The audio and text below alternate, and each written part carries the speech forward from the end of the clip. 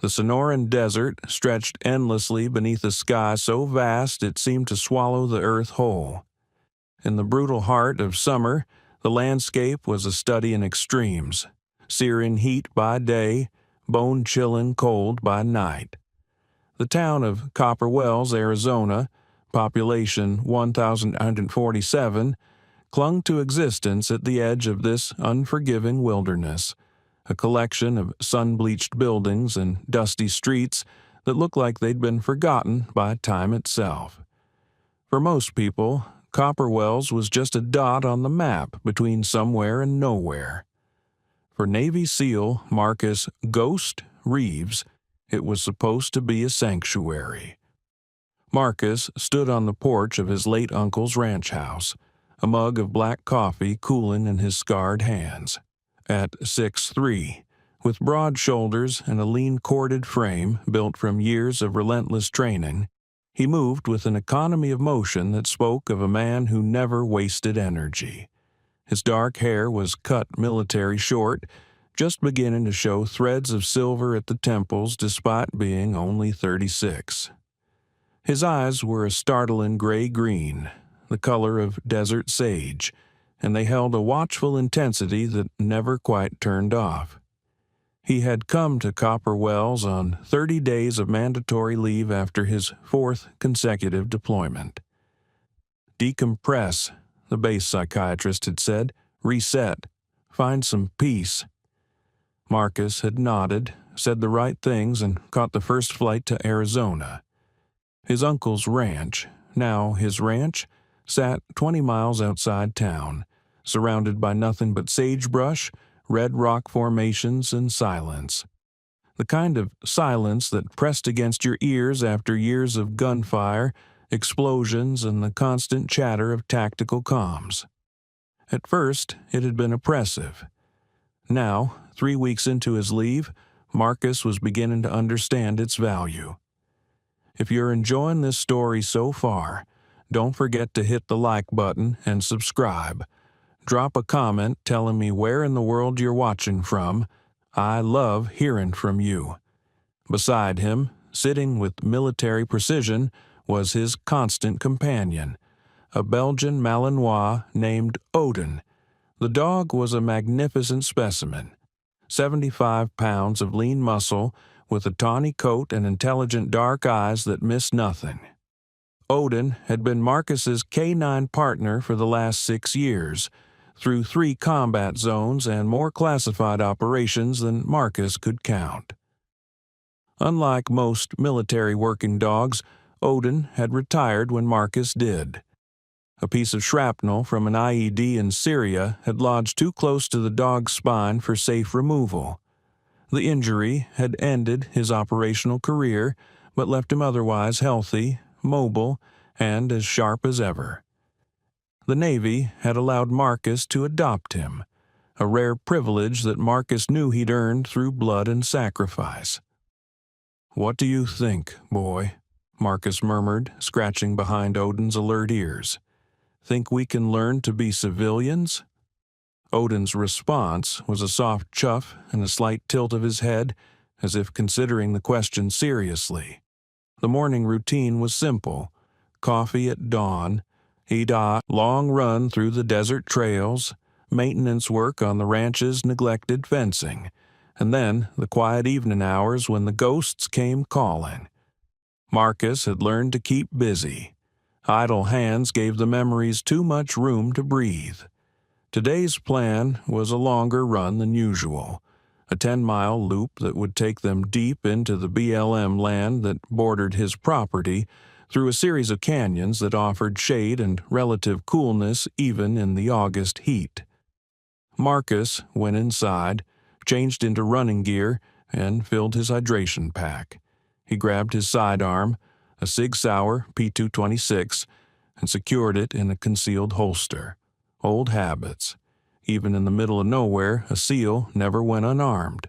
"Let's move out," he said to Odin. The dog rose immediately, his tail giving a single, businesslike wag. They had a language all their own, forged in the crucible of combat, built on trust deeper than words. Section 2, Introduce the victim. 30 miles away, Officer Elena Cruz was having the worst morning of her career. Elena was a detective with the Copper Wells Police Department, one of only 3 detectives in a force of 12 officers. At 32, she was young for the position, but she'd earned it through relentless dedication and an instinct for seeing patterns others missed. She had dark, expressive eyes, olive skin that spoke of her Mexican-American heritage, and a quiet strength that had served her well in a department that still wasn't entirely comfortable with female officers. She stood in the cramped evidence room of the CPWD headquarters, her hands shaking slightly as she photographed the contents of a seized duffel bag. Inside, 20 kilos of pure fentanyl worth millions on the street, enough to kill half the state of Arizona. This was the break she'd been waiting for.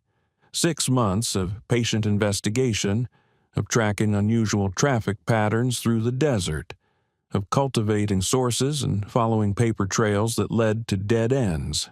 And now, finally, she had proof. The shipment had been intercepted during a routine traffic stop on Highway 85. Routine in quotes because Elena had spent 2 weeks convincing her sergeant to position patrol units along that specific stretch of road at that specific time. The driver, a low-level courier, had flipped immediately when faced with federal trafficking charges. He'd given her a name, Vega, and he'd given her a location, an abandoned copper mine called the Devil's Throat, 15 miles into the desert. Elena closed her eyes, her mind racing. Vega was a ghost, a name whispered in connection with every major drug operation in southern Arizona for the past 3 years.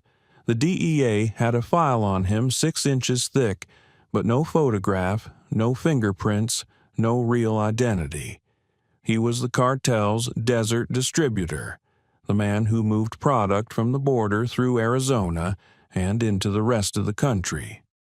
If she could get him, if she could build a case that stuck, it would be the biggest bust in Copper Wells history. It would also be a death sentence if he found out she was coming. She looked down at her K9 partner, who lay patiently at her feet. Ranger was a German shepherd, 3 years old, trained in narcotics detection and apprehension. He was smaller than the typical male shepherd, only about 70 pounds, but what he lacked in size he made up for in heart and intelligence. Ranger had been with her for 18 months. He'd been her idea, a way to modernize a police force that still relied on methods from the 1980s. The department had resisted at first. K9 programs were expensive. But Elena had written the grant proposal herself, attended the handler training on her own time, and proven Ranger's worth on a dozen successful operations. He wasn't just her partner. He was her family. In a job that was often lonely and isolating, Ranger was the one constant she could trust absolutely. "What do you think, boy?" she whispered, kneeling beside him. "Think we can trust anyone with this?" Ranger's warm brown eyes looked up at her, his tail thumping softly against the linoleum floor. The truth was, she wasn't sure she could. The courier had said something before the public defender shut him down. "Vega's got cops on his payroll. You think your department's clean?" It was that statement, more than anything else, that terrified her. Elena made her decision. She would go to the mine herself, alone, just to verify the location, a reconnaissance mission. She wouldn't engage, wouldn't take risks. She'd gather intel, photograph the site, and then take everything to the FBI field office in Phoenix, bypass the local department entirely. It was against protocol. It was dangerous. But it was the only way to be sure. She checked her watch. There were 800 hours. She had logged herself as following up on leads for the day, vague enough to be meaningless, specific enough to seem legitimate. No one would question it. She loaded Ranger into her unmarked Ford Explorer, secured her service weapon, a Glock 19, and headed out of town toward the vast, empty desert that held so many secrets. The Devil's Throat copper mine had been abandoned since 1967, a relic of Arizona's mining boom that had gone bust when the ore ran dry.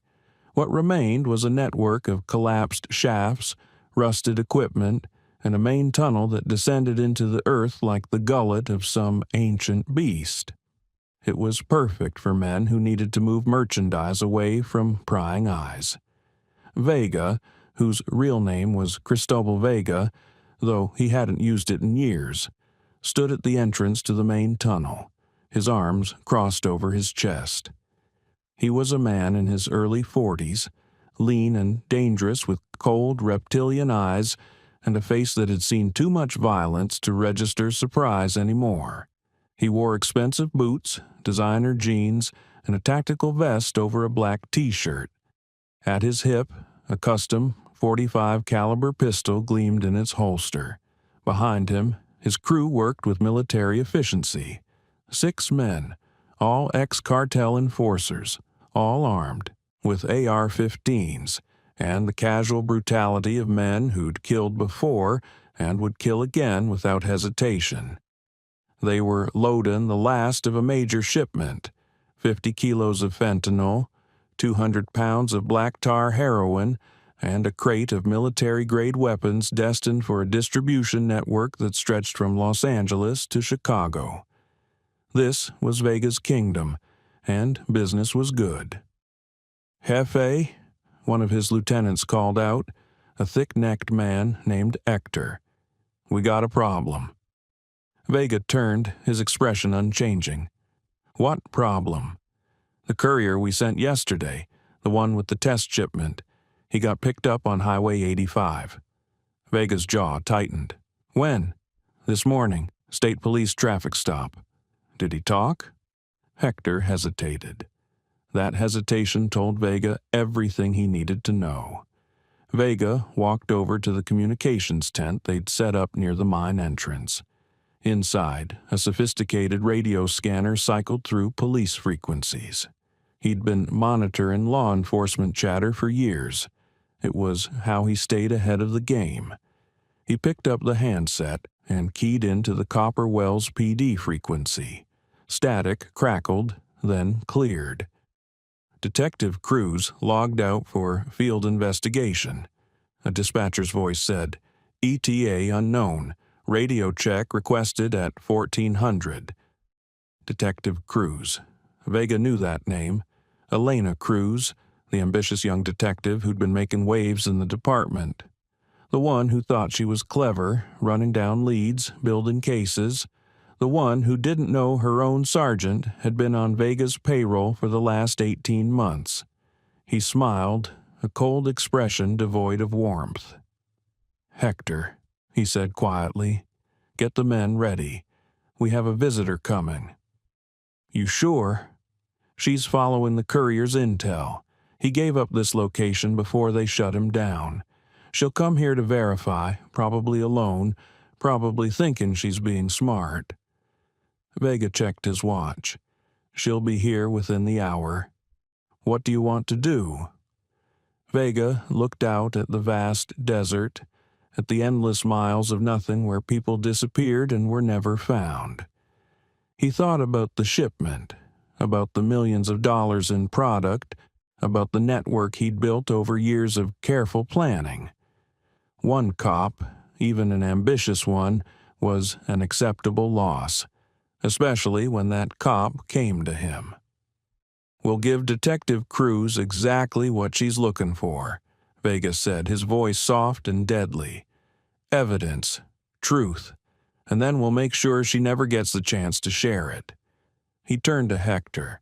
Set up an ambush at the canyon entrance. I want her vehicle disabled, not destroyed. And Hector?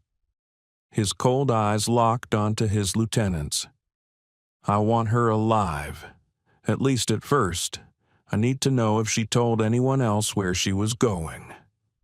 The men moved with practiced efficiency, fanning out into the rocks, setting up positions with interlocking fields of fire. They had done this before.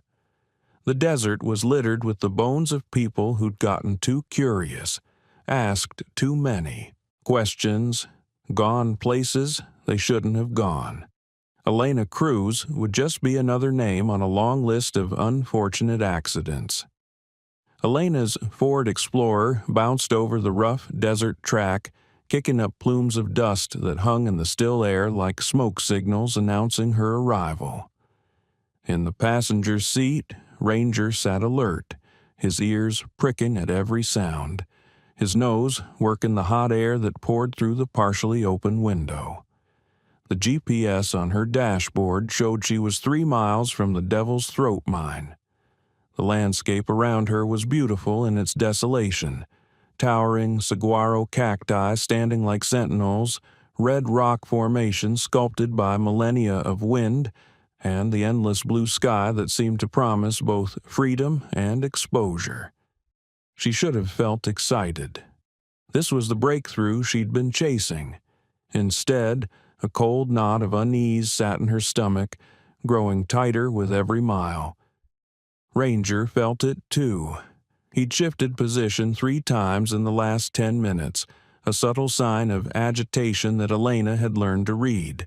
The dog's instincts were sharper than any human's, honed by training and an ancestral awareness of danger that humans had long since forgotten. "Easy, boy," she murmured, reaching over to stroke his head. "We're just looking, remember? In and out." The track narrowed as it entered a canyon, the walls rising on either side like the jaws of a trap slowly closing. Elena's tactical awareness, trained through years of patrol work and honed in a dozen dangerous situations, began screaming warnings. This was a perfect ambush site.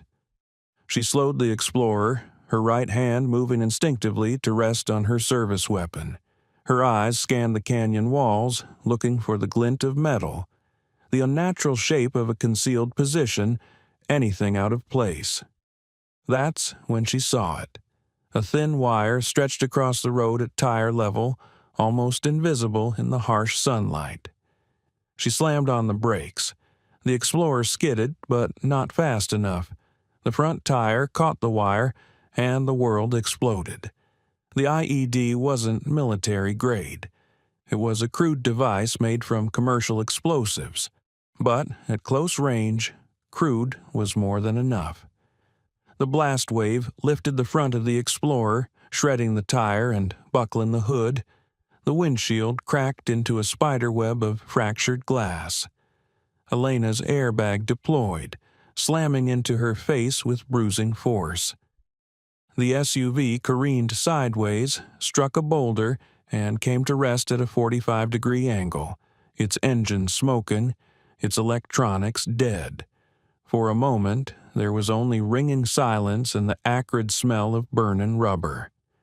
Elena's training kicked in before conscious thought.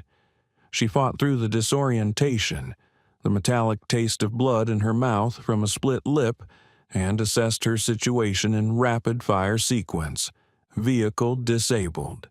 Ambush confirmed. Multiple hostiles probable. Radio destroyed. She could see the shattered remains of her communications unit sparking on the dashboard. Her Glock was still in its holster. Her backup piece, a snub-nosed Mo 38, was in an ankle holster. She had 2 spare magazines, 45 rounds total. Not enough, not nearly enough. Ranger was whining, a high distress sound. He'd been thrown against the passenger door but seemed uninjured, his training keeping him in place despite the chaos. "Out!" Elena commanded, her voice shaken but firm. "Out! Now!" She kicked open her door and rolled out, using the disabled Explorer as cover. Ranger followed, staying low, pressing his body against hers. Elena's hands were shaking as she drew her Glock, her eyes scanning the canyon walls. They emerged from the rocks like phantoms. 6 men, all armed with assault rifles, moving with the practiced coordination of military operators. They weren't rushing. They were advancing tactically, using cover, maintaining fire discipline. These weren't street thugs. These were professionals. "Detective Cruz," a voice called out, echoing off the canyon walls. It was smooth, cultured, with just a hint of an accent. "There's no need for this to be difficult. Drop your weapon and step out where we can see you." Elena's mind raced. She recognized that voice from wiretap recordings, from the descriptions her sources had given. Vega. She was looking at a dead woman. She knew it with absolute certainty. Men like Vega didn't leave witnesses. The only question was whether she'd die quickly or slowly. "Ranger," she whispered, her voice cracking. "I'm sorry, boy. I'm so sorry." The dog pressed closer, his warm body a solid comfort against her leg. She could fight. She had 45 rounds and good cover. She might take a few of them with her, but the outcome was inevitable. They had the high ground, superior firepower, and all the time in the world. Or she could surrender, and maybe, buy herself enough time to find an opening, to survive long enough for someone to notice she was missing. She made her choice. "I'm coming out," she yelled. "Don't shoot." "Weapon on the ground, detective." Slowly. Elena placed her Glock on the sand, then straightened with her hands raised. Ranger stood beside her, his body rigid, a low growl rumbling in his chest. The 6 men converged on her position. The one in front, Vega himself, smiled a smile that never reached his cold eyes. "Detective Cruz," he said pleasantly, "thank you for making this easy." "What do you want?" Elena asked, fighting to keep her voice steady. "Information, your phone, your backup piece, and then we'll have a conversation about who you've told about your little investigation." Elena's hand moved slowly toward her ankle holster. She drew the .38 with 2 fingers and set it on the ground. "Good," Vega said. "Now the phone." She handed it over. Vega glanced at it, then smashed it under his boot heel. "The dog," Vega said, nodding toward Ranger. "He's trained, yes? Narcotics detection?" "Yes." "Unfortunate." Vega drew his pistol in one smooth motion and aimed it at Ranger's head. "No!" Elena screamed, lunging forward. Hector, Vega's lieutenant, caught her, his massive arm wrapping around her throat in a chokehold. She struggled, gasping for air, her vision beginning to tunnel. The gunshot was deafening in the enclosed canyon. Ranger yelped, a sound of pure agony, and fell, blood spreading across the sand from a wound in his shoulder. "No, no, no!" Elena sobbed, her struggles weakening as Hector's grip tightened. "Please, don't—" "Relax, detective," Vega said, holstering his weapon. "He's not dead. Not yet. I need you cooperative, and I find that people are much more willing to talk when they have someone they love suffering nearby." He knelt beside Ranger, who was whimpering, trying to crawl toward Elena despite the wound. Vega grabbed the dog's collar, dragging him away from the explorer. "Hector, secure them both. We'll take them to the mine. I want to know everything she knows, everyone she's told, every piece of evidence she has. And then," he shrugged, "then the desert claims 2 more lives. An officer and her K-9 lost during a misguided solo investigation. Tragic, really. Marcus and Odin had been running for 90 minutes, covering 8 miles of rugged terrain at a punishing pace. The heat was building, the temperature climbing toward the 100-degree mark, but Marcus welcomed the burn in his muscles, the way his body protested and then adapted. This was familiar. This was control. They were deep in the canyon system now, following a trail that wound between towering rock formations carved smooth by ancient floods. Odin ran ahead, his powerful legs eating up the distance, his tongue lolling happily. This was his element. Open space, interesting scents, the simple joy of movement. Then Odin stopped. It wasn't a gradual slowing. It was an instantaneous freeze, his entire body going rigid, his head snapping to the left toward a narrow side canyon Marcus hadn't even noticed. Marcus halted immediately, his hand moving instinctively to his sidearm. He'd seen Odin do this hundreds of times in hostile territory. It was his alert posture, the one that meant threat, human, close. "What is it, boy?" Marcus whispered. Odin's nose was working overtime, his nostrils flaring as he sampled the air. Then he did something he'd only done a handful of times in 6 years of partnership.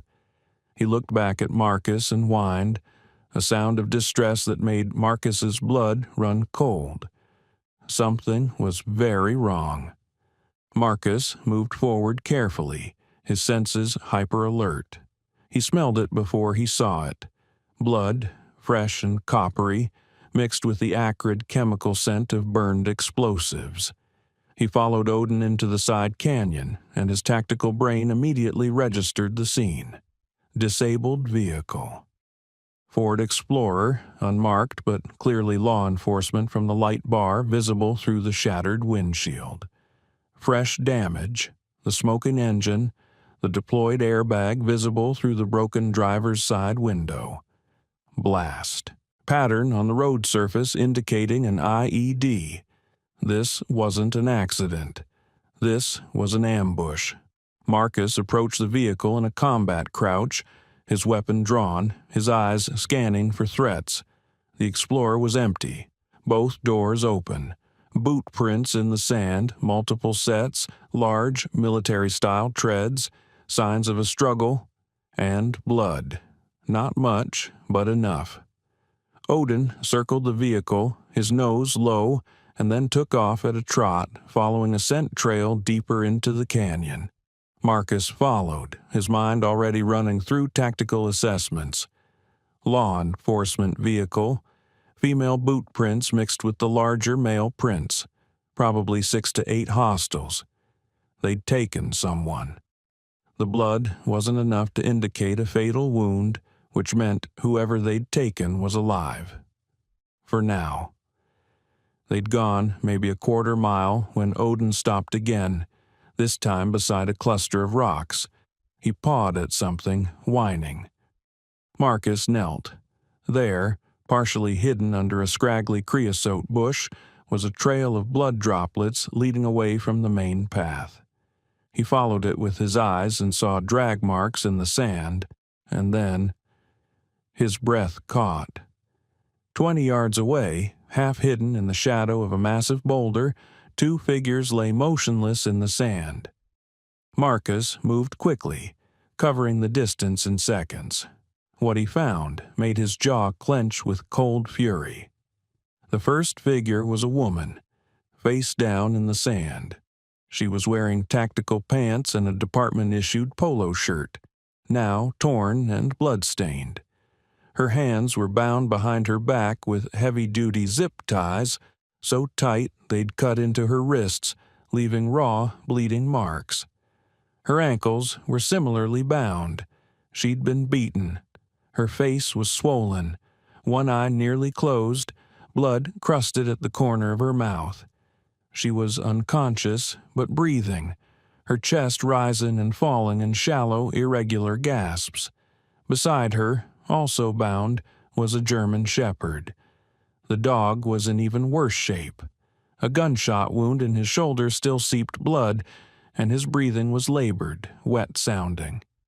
But even in his wounded state, even unconscious, the dog's body was angled protectively toward the woman, his head resting near her bound hands.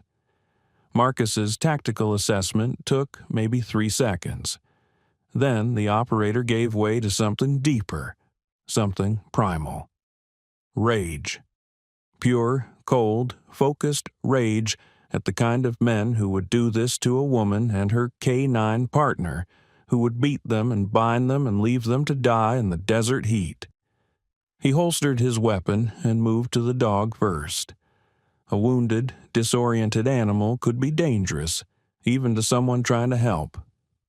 "Easy, boy," Marcus murmured, his voice dropping to the low, soothing tone he used with Odin. "I'm here to help. Easy." He pulled his combat knife from its sheath and carefully cut through the zip ties binding the shepherd's legs. The dog stirred slightly, a weak whimper escaping his throat, but didn't resist. Marcus examined the gunshot wound. Through and through, high on the shoulder. Painful, bleeding, but not immediately fatal if treated. He pulled his first aid kit from his pack and worked quickly, packing the wound with hemostatic gauze, applying pressure. "You're a fighter," he murmured to the unconscious dog. "Good boy. Stay with me." He moved to the woman next. Her pulse was thready, her skin clammy despite the heat. Shock, dehydration, and head trauma, a deadly combination in the desert. He cut her wrist and ankle restraints, his jaw tightening at the side of the deep bruising. She'd fought. Hard. The defensive wounds on her forearms, the split knuckles. She hadn't gone down easy. That's when he saw her badge clipped to her belt. Detective Elena Cruz, Copper Wells, P.D. "Detective," Marcus said, gently turning her onto her side, checking her airway. "Can you hear me?" No response. He needed to get them both out of here, but carrying 2 injured victims through miles of desert terrain to his truck was impossible. He needed medical evacuation, and he needed it now.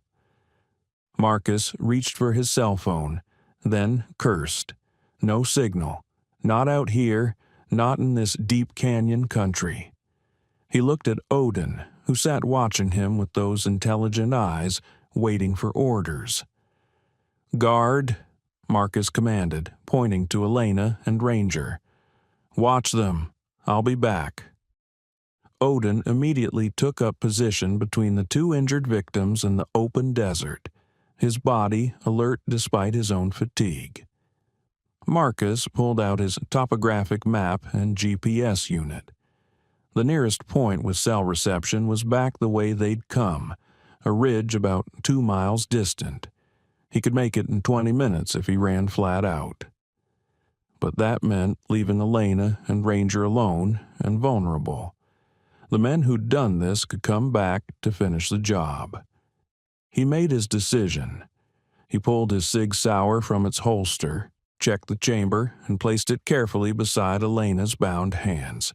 If she woke up, if the attackers returned, she'd at least have a fighting chance.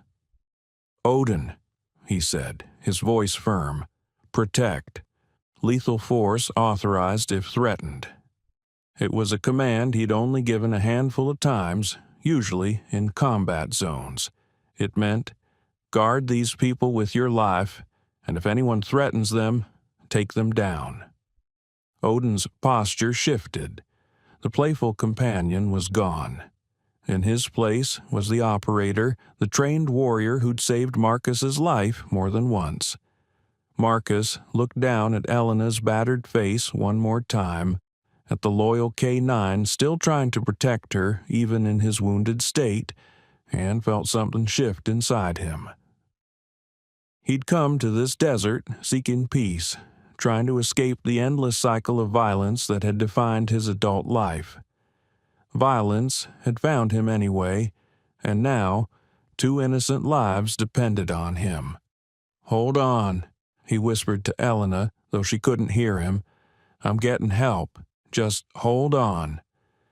Then he turned and ran, his boots pounding against the sand, racing against time and the merciless desert sun.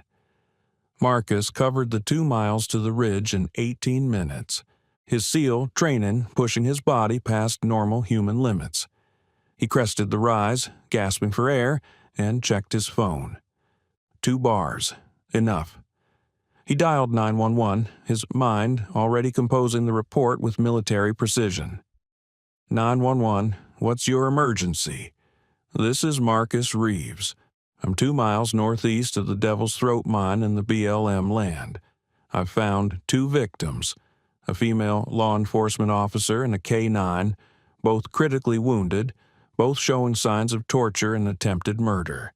I need immediate medical evacuation and law enforcement response. There was a pause on the other end. Sir, can you confirm you said law enforcement officer? Affirmative. Detective Elena Cruz, Copper Wells PD, badge number. He squinted at the numbers he'd memorized from her badge. 22847. She has multiple contusions, possible skull fracture, and signs of severe dehydration. Her K-9 partner has a gunshot wound to the shoulder. Both are bound and unconscious. Sir, stay on the line. I'm patching you through to Copper Wells PD. Marcus waited, his eyes scanning the horizon. From this vantage point he could see for miles. The vast expanse of desert, the canyon systems, and in the distance, a plume of dust. Vehicles. Multiple vehicles moving fast across the desert floor, heading away from the direction of the mine. His tactical brain processed this immediately. The attackers were evacuating. They'd left Elena and Ranger for dead and were now clearing out their operation. This is Sergeant Mike Donovan, Copper Wells PD. A gruff voice came on the line.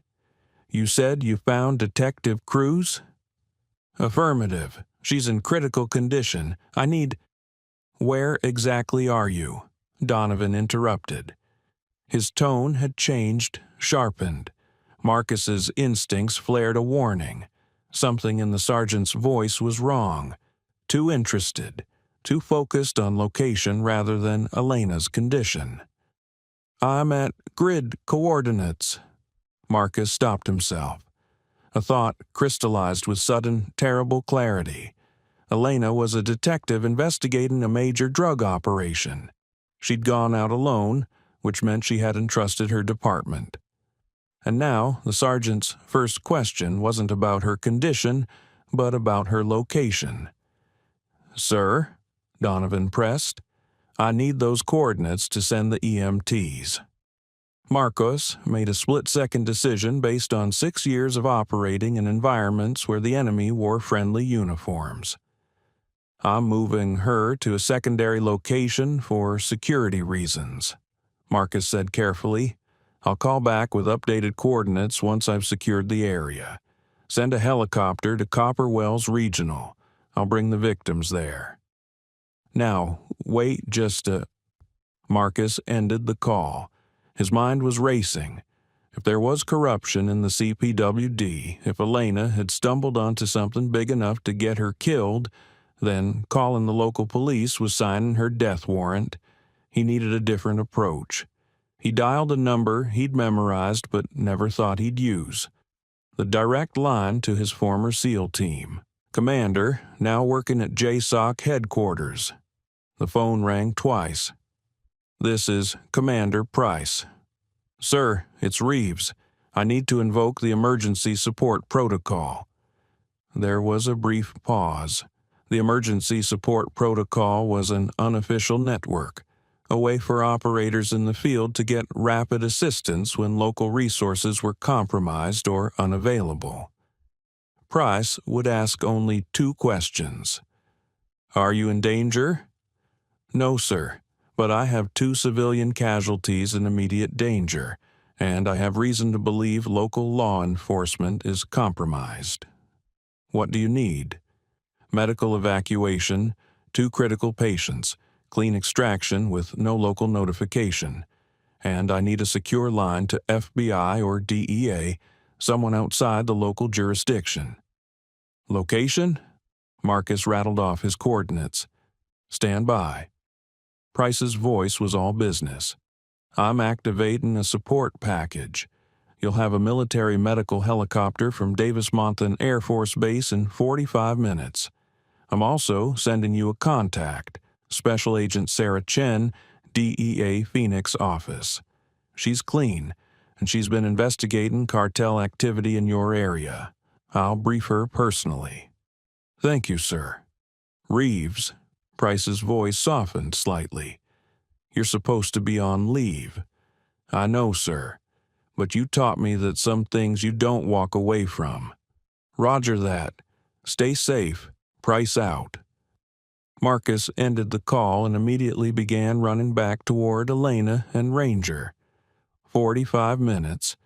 He had to keep them alive for 45 minutes in the open desert, with potential hostiles in the area. As he ran, his phone buzzed with an incoming text from an unknown number. "This is S.A. Chen, sitrep?" Marcus thumbed out a reply while running. "2 victims, Detective Cruz and K9, tortured, left for dead. Ambush site at Devil's Throat Mine. Suspects evacuated 15 mile ago. Multiple vehicles heading southwest. Local PD possibly compromised. Request immediate surveillance and interdiction." The response was almost instant.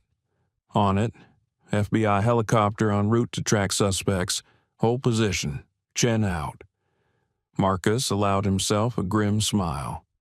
This was what he knew, what he was trained for: coordinating assets, managing a tactical situation, adapting to fluid threats. He might be on leave, but he was still an operator, and operators never left people behind. He reached the boulder where he'd left Odin standing guard. The Belgian Malinois was exactly where Marcus had left him, alert and watchful, his body positioned between the victims and any approaching threat. Elena was stirring, small movements, a soft moan of pain. Ranger remained unconscious, his breathing labored. Marcus knelt beside Elena, gently touching her shoulder. "Detective Cruz. Elena, can you hear me?" Her eyes fluttered open, unfocused and filled with confusion and fear. When she saw Marcus, a stranger, a man, looming over her, she tried to scramble backward, panic flooding her features. "Easy," Marcus said, holding up his hands in a non-threatening gesture. "Easy. I'm here to help. My name is Marcus Reeves. I'm a Navy SEAL. You're safe." Her eyes found Ranger, and a choked sob escaped her throat. "Ranger, they shot him. I know. I've stabilized his wound. Help is coming. A helicopter will be here in..." He checked his watch. 38 minutes. Elena's gaze swung back to Marcus, and despite her injuries, despite her fear, he saw the cop's analytical mind engaging. She was assessing him, reading him, trying to determine if he was friend or foe. "How did you find us?" she whispered, her voice raw. "I was out running with my K9. He alerted to the ambush site. We tracked the blood trail here." Who did you call?" "Not the local PD," Marcus said carefully. "I called federal authorities. DEA is en route. I have reason to believe your department is compromised." Elena closed her eyes, and a single tear tracked through the dirt on her face. Vega. It was Vega. He knew I was coming. Someone told him. "We'll get him," Marcus said, his voice dropping to a low, dangerous register. "I promise you that. But right now, I need you to stay still, stay calm, and let me keep you and Ranger alive until that helicopter gets here." "My weapon? Right here." Marcus showed her the SIG he'd placed beside her earlier. "Safety's off. If anyone but me or my dog approaches, you shoot first and ask questions later." Elena managed a weak smile. "You sound like my academy instructor." "Smart man." Marcus pulled his water bottle from his pack. "Small sips. You're severely dehydrated." As Elena drank, Marcus moved back to Ranger. The dog's eyes were open now, glazed with pain and fever, but aware. When Marcus approached, Ranger tried to growl, tried to protect Elena even in his broken state. "It's okay, boy," Elena called out weakly. He's a friend." At the sound of her voice, Ranger relaxed slightly. Marcus was able to check his vitals, repack the wound with fresh gauze. "He's a fighter," Marcus said. "Strong heart. He'll make it." "He saved my life," Elena whispered. "When Vega's men came for me, Ranger went for the one with the gun. He gave me time to fight back. That's why they shot him." Marcus felt his jaw tighten. He'd seen a lot of courage in his career. SEALs running into fire to save teammates, soldiers throwing themselves on grenades to protect others.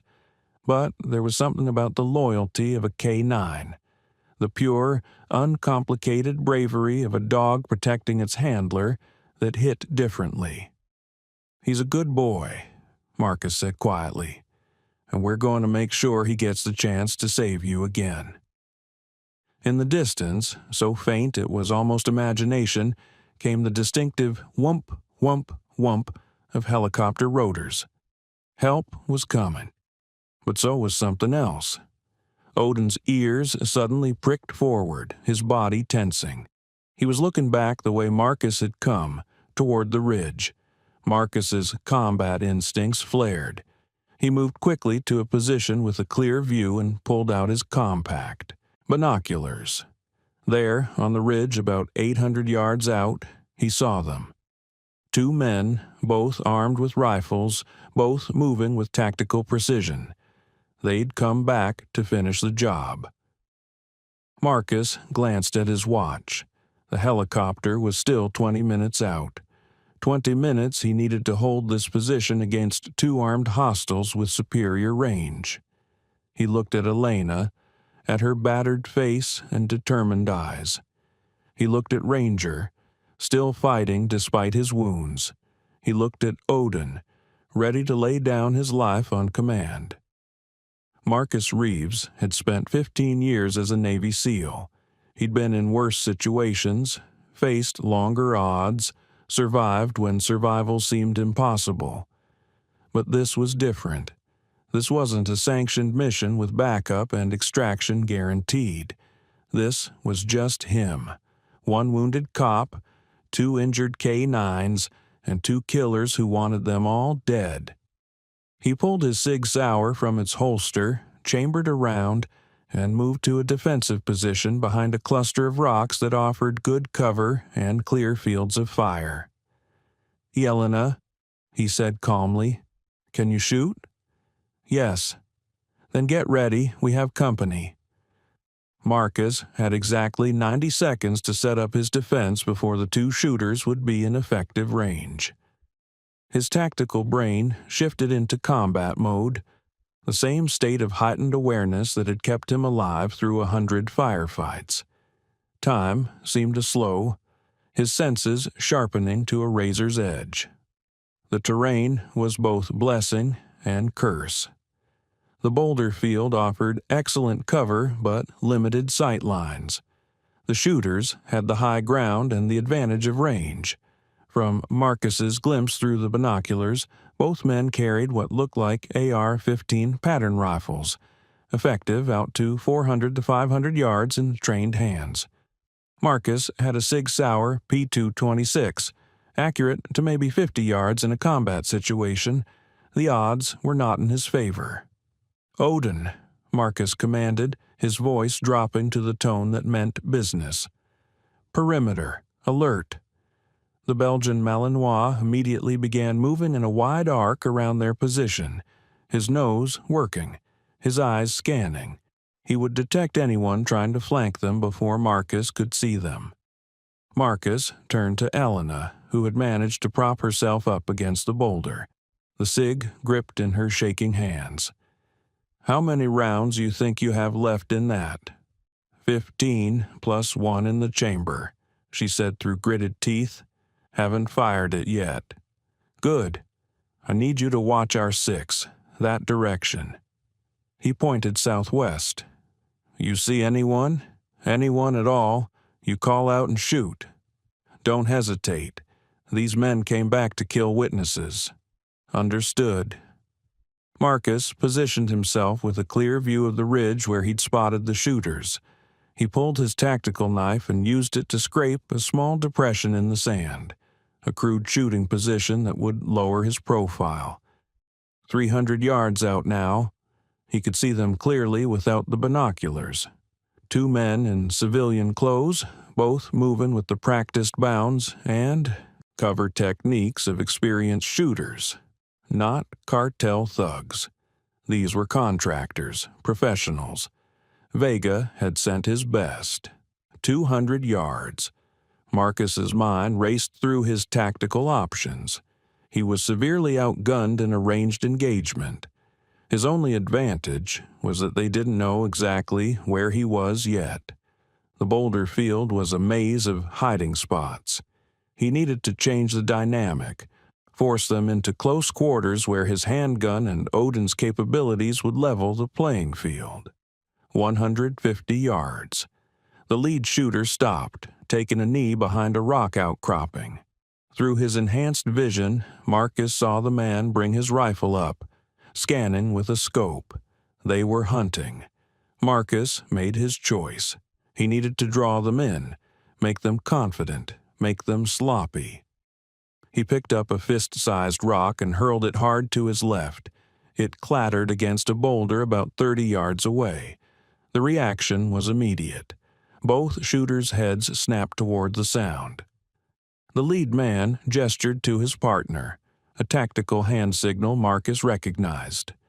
"You go left, I'll go right." They were splitting up to flank the sound. Amateur mistake. Never split your force when you don't know the enemy's strength. But it was exactly what Marcus needed. The second shooter, younger, less experienced from the way he moved, broke off and began working his way down the slope toward where the rock had landed. He was moving too fast, too confident, not checking his corners. 70 yards, 60, 50. Marcus let him come. 40 yards, 30. The shooter moved past a large boulder, and suddenly he was in the kill zone Marcus had mentally designated. A narrow gap between 2 rocks where he'd have no cover and nowhere to run.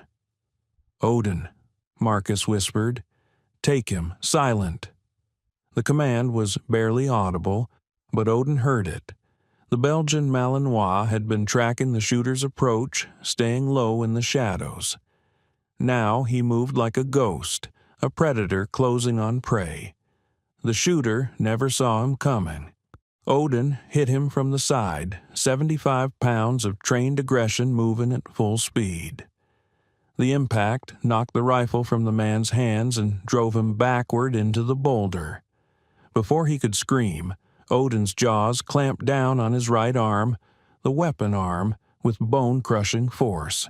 The man finally found his voice and screamed, a high, terrified sound that echoed off the canyon walls. Marcus was already moving, covering the distance in a sprint.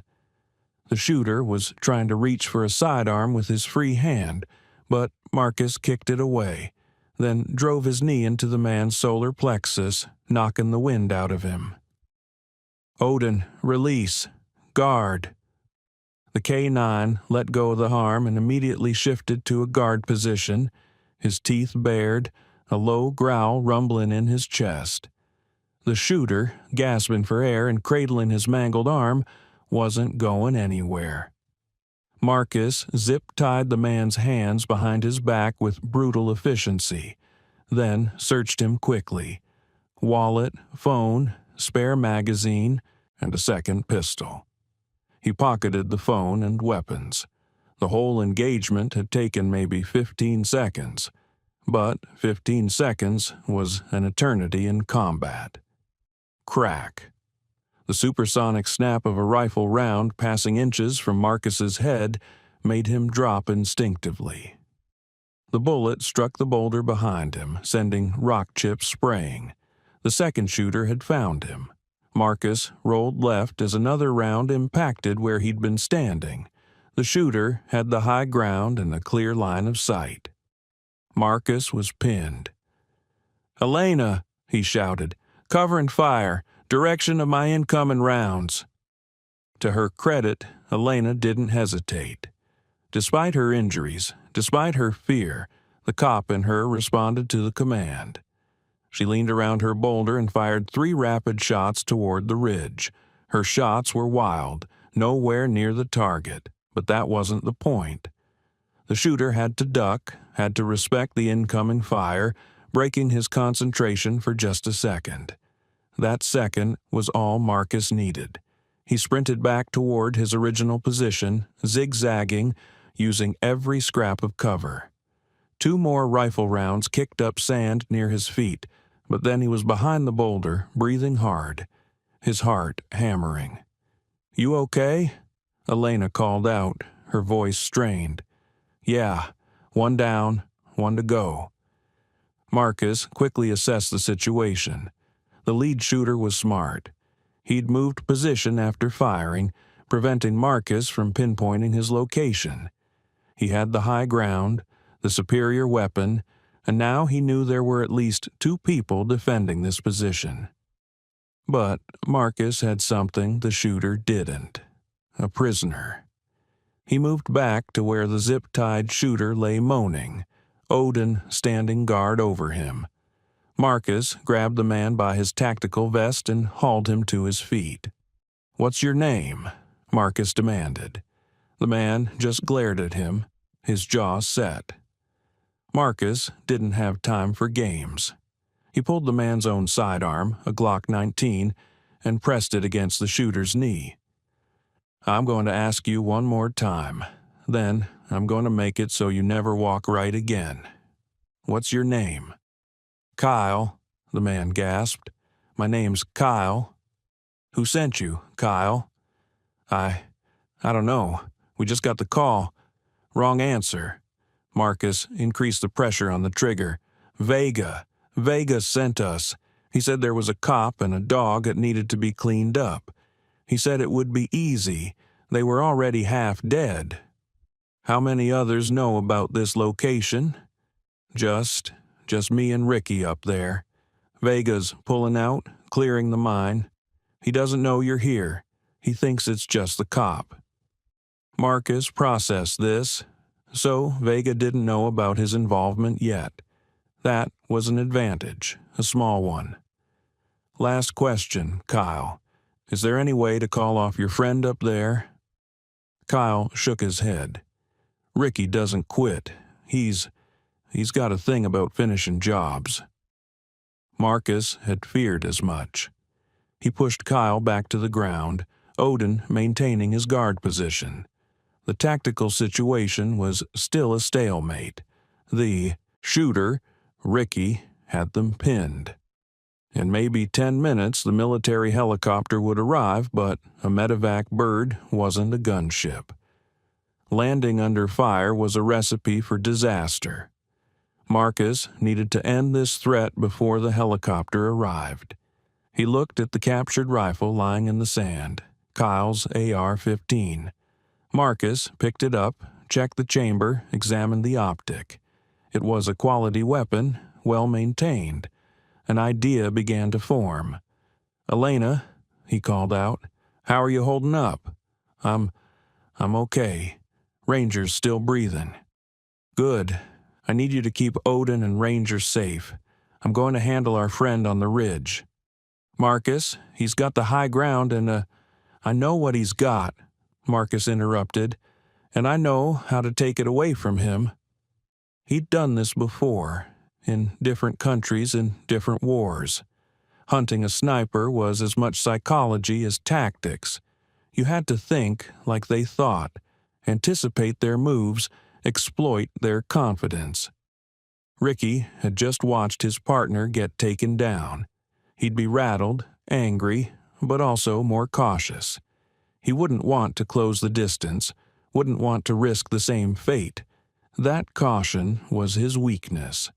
Marcus found a spot with partial cover and good visibility of the ridge. He settled into a proper shooting position, the captured rifle against his shoulder, his breathing slowing, his heart rate dropping. He scanned methodically, looking not for the shooter himself, but for the tells. The glint of a scope, the unnatural straightness of a rifle barrel, the slight movement against the stillness of the rocks. There, a flicker of motion, maybe 250 yards out, behind a cluster of boulders on the ridge. Ricky was repositioning, looking for a better angle. Marcus tracked him through the optic. The shooter was good. He was using cover well, exposing himself only for brief moments. But he was also following a pattern, moving left to right along the ridge, searching for a shot. Patterns could be exploited. Marcus waited, his finger resting lightly on the trigger, his breathing controlled. Patience was a weapon all its own. There, Ricky's head and shoulders appeared above a rock, just for a second as he scanned for targets. Marcus exhaled halfway and squeezed. The rifle bucked against his shoulder. The round covered the distance in a fraction of a second. Through the scope, Marcus saw the impact. Not on Ricky, but on the rock inches from his head. Rock fragments exploded, and the shooter jerked backward, reflexively ducking. Marcus didn't give him time to recover. He fired again and again, methodical shots placed around the shooter's position, not trying for a kill but forcing him to move, to retreat, to break his comfortable defensive position. It worked. Ricky abandoned his position, scrambling backward down the reverse slope of the ridge, away from the incoming fire. Marcus tracked him as long as he had line of sight, placing shots close enough to keep him running, but not close enough to hit. He wanted Ricky, scared, off balance, and, most importantly, far away from this position when the helicopter arrived. After maybe 30 seconds of sustained fire, Ricky disappeared over the ridge. Marcus waited, watching for any sign of return fire. Nothing. The shooter was gone, at least for now. Marcus lowered the rifle, his hand surprisingly steady despite the adrenaline. In the sudden silence, he heard it clearly now, the unmistakable sound of helicopter rotors growing louder. He pulled out his phone and saw a text from an unknown number. "Inbound your position, 2 minutes. Hot LZ?" Marcus typed back, "LZ clear. 1 hostile retreated, 1 detained. 2 critical patients ready for immediate evac." The response was immediate. "Roger. Bird is setting down. Air Force PJ team ready to receive patients." Marcus moved back to Elena's position. She was still holding the SIG, her hands shaking now from exhaustion and shock. Ranger's breathing had become more labored, his time running out. "Help's here," Marcus said gently, taking the weapon from her trembling hands. "You did good, Detective. Real good." She looked up at him, and for the first time since he'd found her, she smiled. It was weak, pained, but genuine. "Thank you for everything. Thank me when we're all safe and that K-9 of yours is chasing rabbits again." The helicopter, a massive H-860 Pave Hawk, thundered overhead and then settled onto a relatively flat stretch of desert 50 yards away. The side door slid open, and 4 Air Force pararescue personnel, PJs, jumped out, moving with the same crisp efficiency Marcus knew from his own SEAL training. They had Elena and Ranger on stretchers and loaded within 3 minutes. Odin jumped in beside Marcus, taking up a protective position near Ranger, and the helicopter lifted off, banking hard toward Copperwell's Regional Hospital.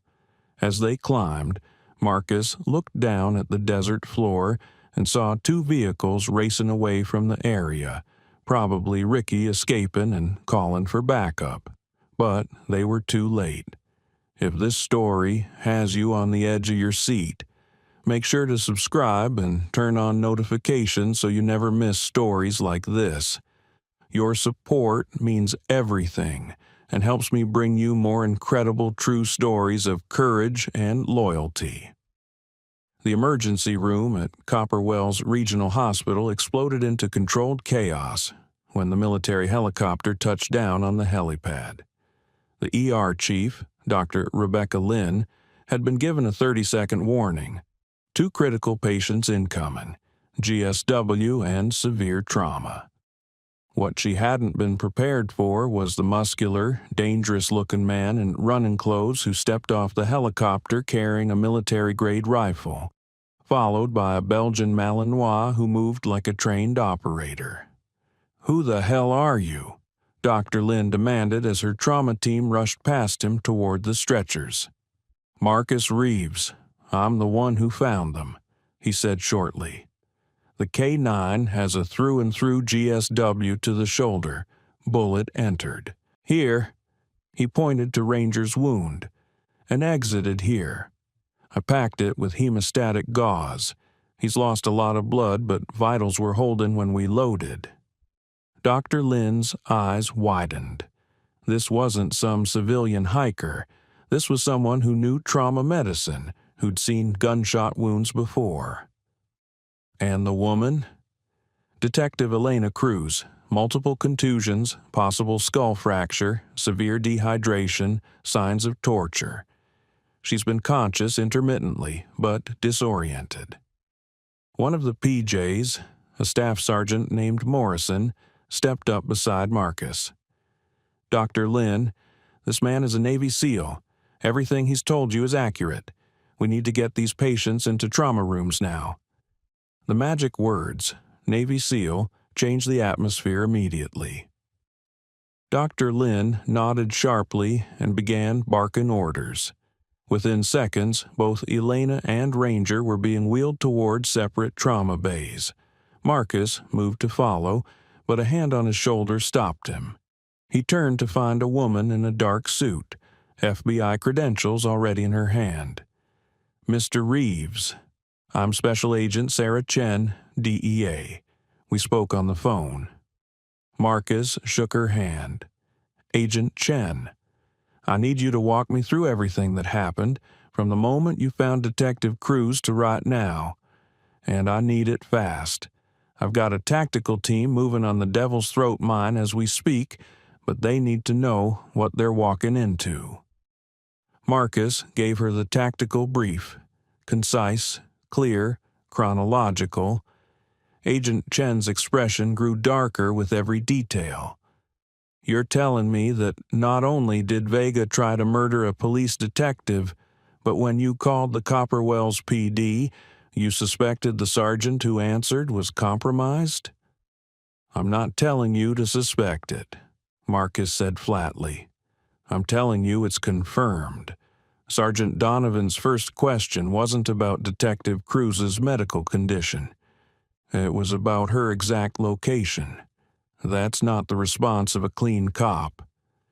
Agent Chen pulled out her phone. "I'm calling FBI Phoenix and requesting an immediate corruption investigation into CPWD. This goes higher than one dirty sergeant." She paused. "We're going to need your testimony, Mr. Reeves. All of it." "You'll have it. But first, I need to know those 2 patients are going to make it." "Agreed. Let's—" She was interrupted by a commotion at the ER entrance.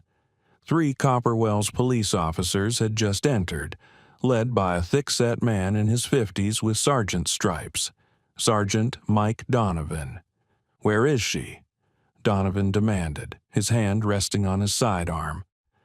"Where's Detective Cruz?" Dr. Lynn stepped into his path. "Sergeant, she's in trauma surgery. I need to see her now. She's one of my officers, and I need to verify her condition for the report." Agent Chen moved forward, her credentials held high. "Sergeant Donovan, I'm Special Agent Sarah Chen, DEA.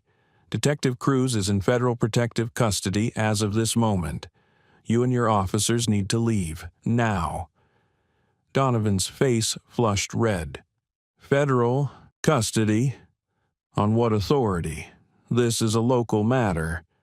"On the authority of a federal investigation into narcotics trafficking, corruption, and the attempted murder of a law enforcement officer. Chen's voice was ice. And you, Sergeant, are now a person of interest in that investigation.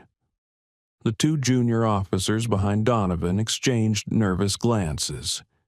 They were young, probably clean, just following their sergeant's orders. Donovan's hand moved closer to his weapon. You can't just waltz into my jurisdiction and...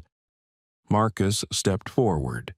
He'd been standing quietly to the side, but now he moved into Donovan's line of sight. Even in civilian running clothes, even without saying a word, his presence was formidable. "Sergeant," Marcus said, his voice calm but carrying an undertone of steel, "I'm Marcus Reeves. I'm the one who found Detective Cruz and her K-9 in the desert. They were bound, beaten, and left to die. Someone in your department told the people who did that where she would be." Donovan's eyes widened. "I don't know what you think you know, but I know that when I called 911 you were more interested in finding out where Elena was than in getting her medical help. I know that the men who tried to kill her came back to finish the job while I was protecting her. And I know that right now, federal agents are raiding the Devil's Throat mine, and when they're done, they're going to find evidence that connects back to you." It was a bluff. Marcus didn't actually know if such evidence existed, but he knew men like Donovan, guilty men who thought they were safe until suddenly they weren't. Donovan's face went pale. His hand dropped from his weapon. I want my lawyer." "Smart choice," Agent Chen said. "Officers," she gestured to the two junior cops, "you're welcome to wait for Detective Cruz to come out of surgery. Your sergeant is coming with me for questioning." As Chen led Donovan away, one of the junior officers, a young Hispanic woman with Martinez on her name tag, approached Marcus. "Mr. Reeves," she said quietly, "I'm Officer Rachel Martinez. Elena, Detective Cruz. She's my friend. Is she really going to be okay?" Marcus saw the genuine concern in the young officer's eyes.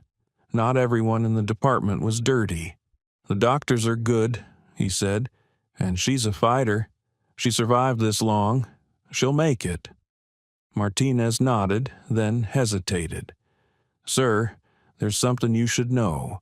The whole department is talking about what happened. Word is, you're some kind of special forces. I'm a Navy SEAL. And you found her by accident? Out in the desert?" "I was running with my K-9.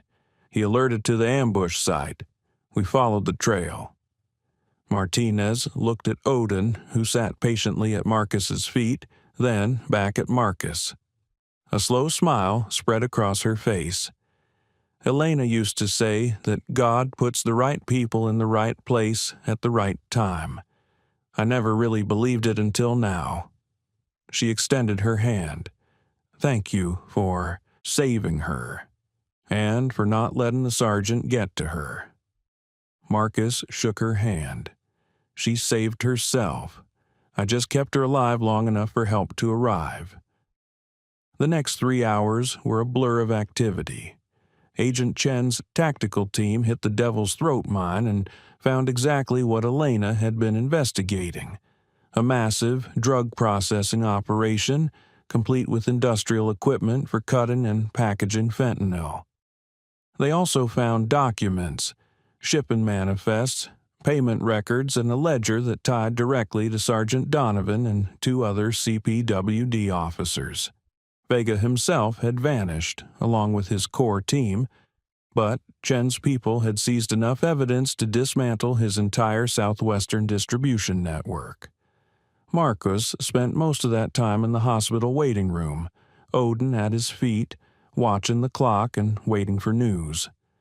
The PJs had stayed with him, professional courtesy from one special operations community to another. They'd brought him water, food, and fresh clothes from the base. Finally, Dr. Lin emerged from the surgical wing, pulling off her gloves. Mr. Reeves. Marcus stood immediately. How are they? Detective Cruz is stable. Severe concussion, 3 broken ribs, and extensive soft tissue damage, but nothing that won't heal. We've got her in recovery now. She should wake up in the next few hours. And the K-9? Dr. Lynn smiled. Ranger's one tough dog. The bullet missed all major vessels and organs. We cleaned and repaired the wound channel, gave him a transfusion, and he's already awake and trying to get off the table to find his handler. Our veterinary surgeon says he'll make a full recovery. Marcus felt a weight he hadn't realized he was carrying lift from his shoulders. Can I see them? Elena first. She's been asking for you. Dr. Lynn led him to a private recovery room. Elena lay in the bed, her face still bruised and swollen, but her eyes were clear and alert. An IV ran into her arm, and monitors beeped softly, tracking her vitals. When she saw Marcus, she tried to smile, wincing at the pain from her split lip. "Hey," she said, her voice hoarse. "Hey, yourself." Marcus pulled up a chair beside the bed. "You scared us there for a while." "Ranger? He's gonna be fine. Tough as nails, that one." Elena closed her eyes and tears leaked from the corners. I thought we were both dead. I thought they'd come back and finish it. They tried. They failed." Marcus's voice was gentle but firm. "You're safe now. Vega's operation is shut down. His network is being rolled up as we speak, and the officers in your department who helped him are in federal custody." "Donovan?" "Singing like a canary, according to Agent Chen. He's trying to make a deal." Elena opened her eyes, and Marcus saw the fierce determination that had kept her alive returning. "I want to testify.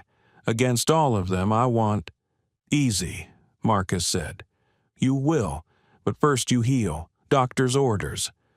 "Since when do Navy SEALs follow doctor's orders?" Marcus smiled, a rare, genuine expression. "Since a very brave detective and her K-9 reminded me that some fights are worth having." Elena reached out with her good hand. Marcus took it, feeling the strength in her grip despite her injuries. "Thank you," she whispered, "for not giving up on us. Thank you for not giving up on yourself." Marcus squeezed her hand gently. "You held on long enough for me to find you. That took courage. Or stubbornness. In my experience, there's not much difference." They sat in comfortable silence for a moment, the beeping of the monitors a soothing rhythm. "Marcus," Elena said quietly, "what you did out there, that wasn't just some civilian who happened to know first aid. You fought off armed men, coordinated a military evacuation, took down Vega's people. Who are you, really?"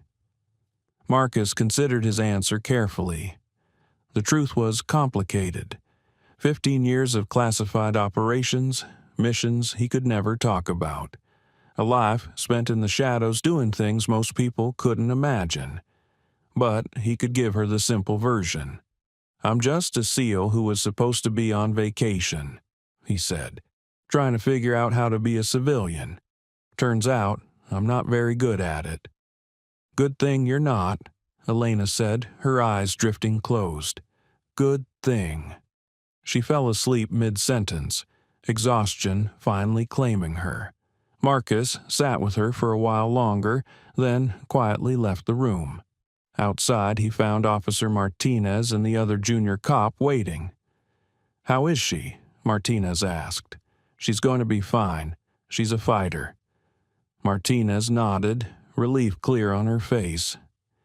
"Sir, there's going to be an investigation into the whole department now. Internal Affairs, FBI, the works. A lot of officers are scared." "The clean ones don't need to be scared," Marcus said. "The truth protects the innocent. It's the guilty who should be worried." "I hope you're right." As Marcus walked toward the veterinary wing to check on Ranger, he felt a strange sensation.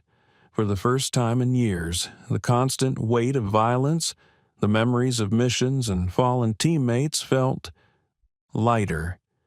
He'd saved 2 lives today.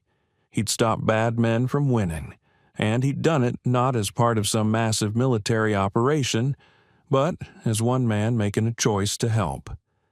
Maybe, he thought, there was a path forward for him after all, a way to use his skills that didn't involve war zones and classified missions.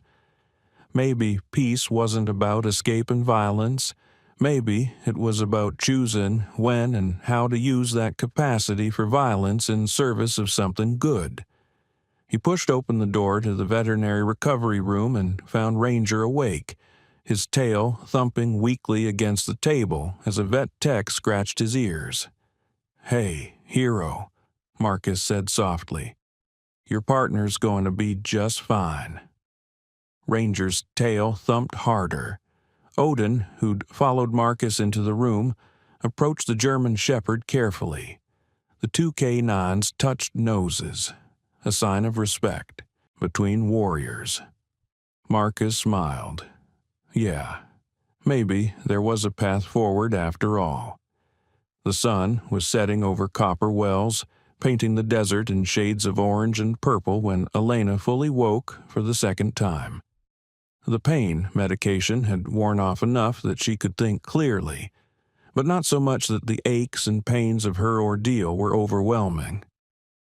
She found Marcus asleep in the chair beside her bed, his head tilted back against the wall, Odin curled at his feet. Even in sleep, he looked alert, ready to wake at the slightest disturbance. "Some vacation," Elena murmured. Marcus's eyes opened immediately, that instant transition from sleep to wakefulness that spoke of years of military training. "How are you feeling?" he asked. "Like I got beaten up and left in the desert to die," Elena said wryly. "So, about as good as can be expected." A knock on the door interrupted them. Agent Chen entered, carrying a laptop and a thick file folder. "Detective Cruz," she said warmly. "Good to see you awake. I'm Special Agent Sarah Chen, DEA. I've been coordinating the operation against Vega's network." "Did you get him?" Elena asked immediately. Chen's expression darkened. "Not yet. Vega and his core team evacuated the mine before we could get there. But we seized a massive amount of product, equipment, and, most importantly, records. Financial transactions, supply chains, distribution networks. This is the biggest bust in Arizona history." She opened the laptop and turned it to face Elena. "I need you to walk me through your investigation. Everything you found, everyone you suspected, every connection you made." For the next 2 hours, Elena talked. Marcus listened, occasionally interjecting tactical questions. Agent Chen took notes, cross-referencing Elena's intelligence with what the DEA had independently gathered. The picture that emerged was staggering. Vega's operation had been running for 3 years, moving millions of dollars in narcotics through the Arizona desert. He'd corrupted not just local police, but county officials, judges, and even a state legislator. "You were close to blowing the whole thing wide open," Chen said finally. "That's why they came after you so hard. You were the biggest threat they'd ever faced." "A lot of good it did me," Elena said bitterly.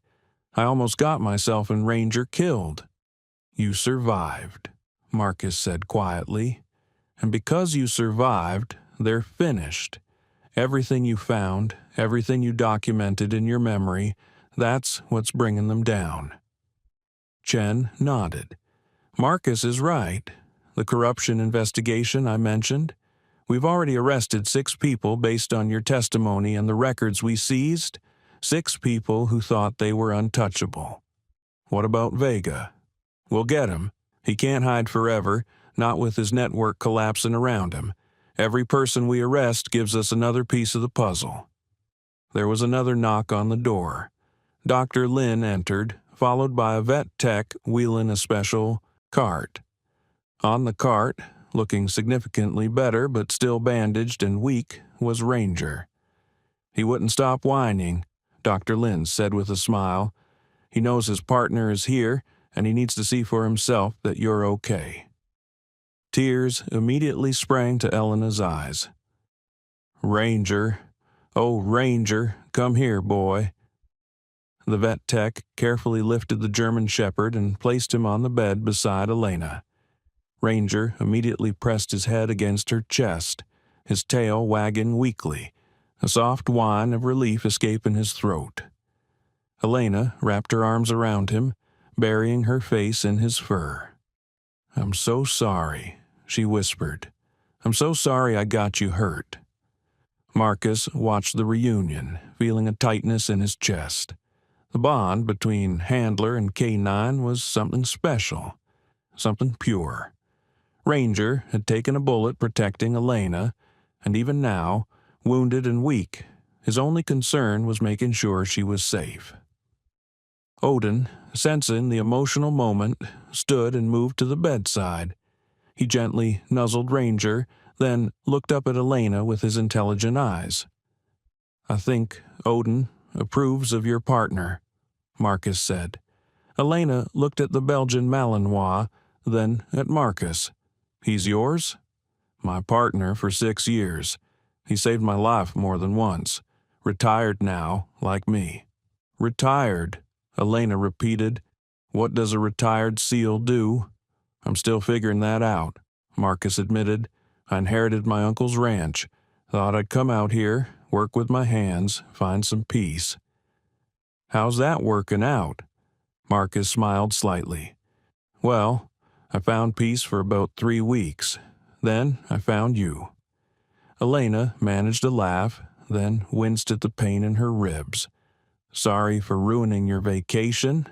"Don't be. You reminded me of something important." "What's that?" Marcus looked at Ranger, at Odin, at the woman who'd refused to give up even when death seemed certain. "That running from who you are doesn't work. I'm a protector. It's what I was trained to be, what I'm good at. I can do that in a war zone, or I can do it here. Either way, I can't stop being what I am." Agent Chen, who'd been quietly observing, spoke up. "Actually, that's something I wanted to talk to you both about." She pulled out a business card and handed it to Marcus. "The DEA has a program for recruiting specialists with unique skill sets. Former special operations personnel, people with tactical expertise who want to serve domestically. We need people who can operate in environments like this, remote, dangerous, against sophisticated adversaries." Marcus studied the card. "You're offering me a job?" "I'm offering you an opportunity. You proved today that you can think on your feet, coordinate complex operations, and handle yourself in combat. Those are rare skills." She turned to Elena. "And Detective Cruz, once you're recovered, I'd like to talk to you about joining our task force. Your investigation was better than what half my agents could have produced. We need that kind of dedication." Elena exchanged a glance with Marcus. A silent question passed between them. "What do you think?" "I'll consider it," Marcus said finally. "But first, I think Detective Cruz needs to focus on healing." "Agreed," Chen said. "Take your time. The offer stays open." She closed her laptop and stood. "I'll let you rest. But if you remember anything else about Vega or his operation, call me immediately, day or night." After Chen left, the room fell into a comfortable silence. Ranger had fallen asleep on the bed, his head resting on Elena's lap. Odin had returned to his position at Marcus's feet. "Marcus?" Elena said quietly. "Yeah?" "When you found us out there, why did you stay? You could have just called for help and left. You didn't have to fight those men, didn't have to put yourself at risk." Marcus was quiet for a long moment, thinking about how to answer. He thought about Reaper, the teammate he'd carried 2 miles only to lose him 70 yards from safety. He thought about all the brothers he'd lost over the years, all the times he'd been too late or too far away to help. "Because leaving people behind isn't something I know how to do," he said finally. "And because—" He paused, choosing his words carefully. "Because you and Ranger deserved someone who wouldn't give up on you. That's all." Elena reached out with her free hand, the one not holding Ranger. Marcus took it, feeling the same strength he'd felt before, the determination that had kept her alive. "Thank you," she said simply, "for being that someone." "Get some rest," Marcus said gently. "You've got a long recovery ahead. Will you be here when I wake up?" Marcus looked at her bruised face, at the trust in her eyes, at the K-9 sleeping peacefully beside her. He thought about his empty ranch house, about the solitude he'd been seeking, about the path forward he'd been trying to find. "Yeah," he said, "I'll be here." Thank you so much for watching until the end.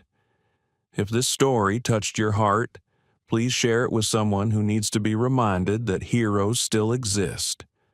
Don't forget to subscribe if you haven't already, and let us know in the comments. What was your favorite moment? Was it Kane's unwavering instinct, Ethan's protective courage, or the moment justice was finally served? We read every comment. God bless, and see you in the next story.